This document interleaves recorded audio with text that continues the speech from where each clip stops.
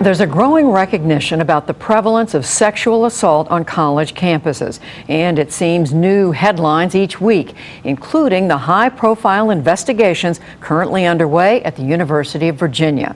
One major factor that's getting less attention and yet accompanies many cases is the volume of drinking happening on or near campus.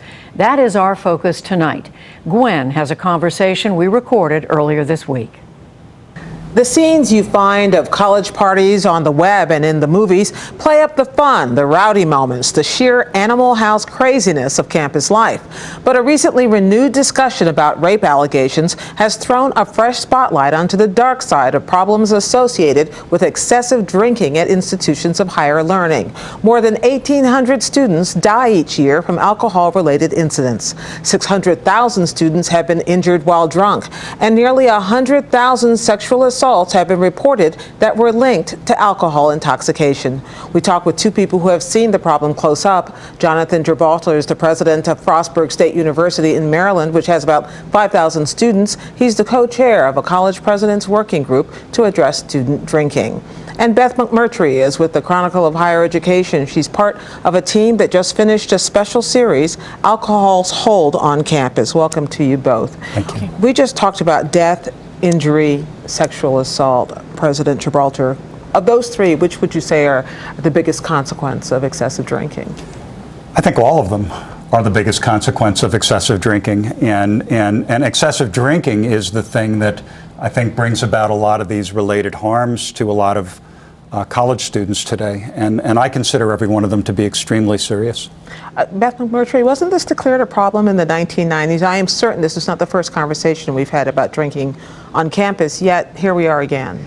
I know, and I think that's the thing that struck me as I was reporting this story. If you go back in time to the 90s and even earlier, you see that this was part of a national conversation. And millions of dollars and hundreds of task forces and so many efforts have been put into this issue over the years to try to address the problem of dangerous drinking on college campuses. But when you look at the data and you look at the binge drinking rates among college students, not a whole lot has changed. So why didn't the problem, as identified, turn into action? Well, I think there has been action over the years, and I think what you see among colleges is that they tend to focus on education as a means for changing students' behavior. This idea that if you give students the right information, that they'll make wiser choices. But the research has shown that education without enforcement and without intervention, without trying to control the flow of alcohol on campus, really has a very limited and a very short-term effect. Okay, let's ask President Gibraltar about that. You've been part of this commission, but you also have to see this every single day in your job. I think, and Beth is exactly right, I think that the important thing to recognize is that in colleges and universities every year, you have a new group of freshmen. So it's a new educational process. Beyond that, though, just educating young people alone isn't enough.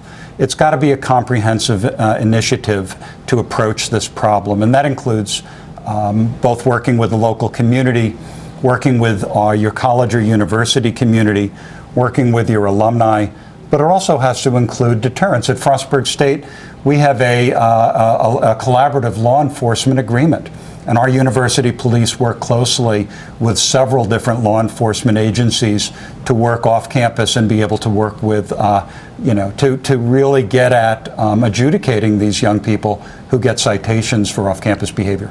And yet, Beth McMurtry, in the series that you did in the Chronicle of Higher Education, there's a term that caught my eye called the organized collegiate drinking infrastructure. That's to say, the fraternities, the sororities, the party culture, tailgating, you name it.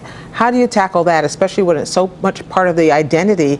And even in an Ivy League school like Yale, where 62% of the students said they binge drink. Right. Well, I want to start out by saying this is a huge cultural issue. It's not just a college issue. And so colleges do inherit this problem. But as you pointed out, there are a lot of constituencies that are kind of actively working against efforts to control alcohol.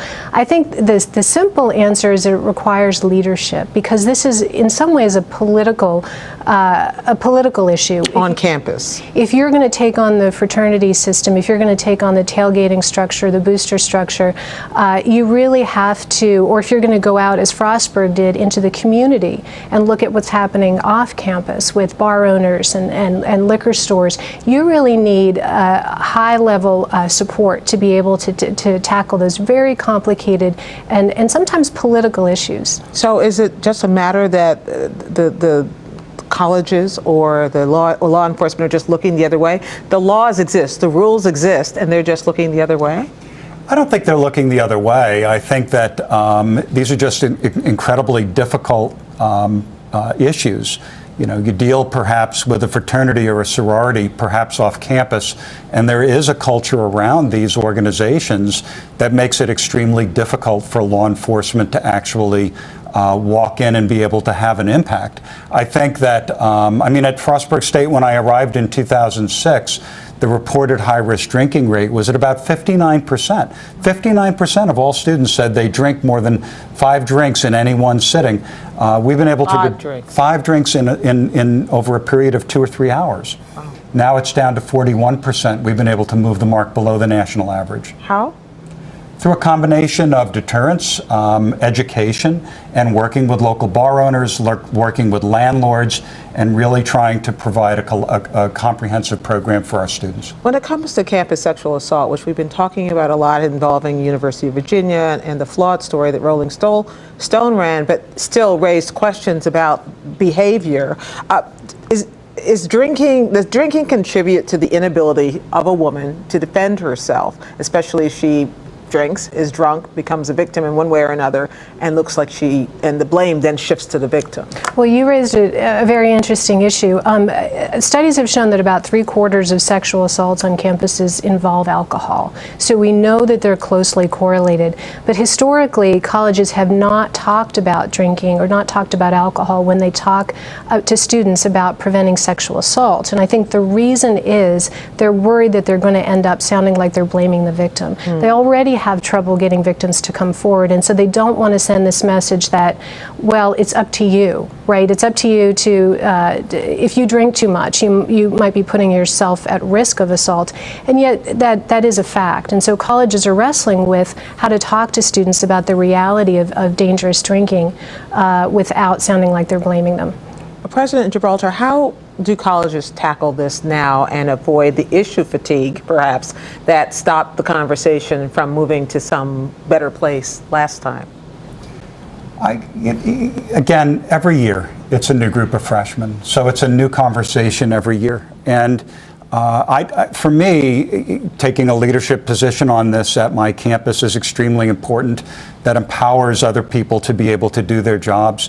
And so neither I nor my university faculty and staff become fatigued of me talking about this topic. It's important. But if I'm a parent, I'm a little fatigued or at least scared of sending my child to your school if I think that that's what's going to happen. And you should be concerned, because it is a cultural part of many colleges and universities. And what I do during our orientation programs and during our open houses where parents and their sons and daughters visit is I tell parents that they need to be a part of this conversation. We need their help and support. President Jonathan Gibraltar of Frostburg State University and Beth McMurtry of the Chronicle of Higher Education. Thank you both very much. Thank you.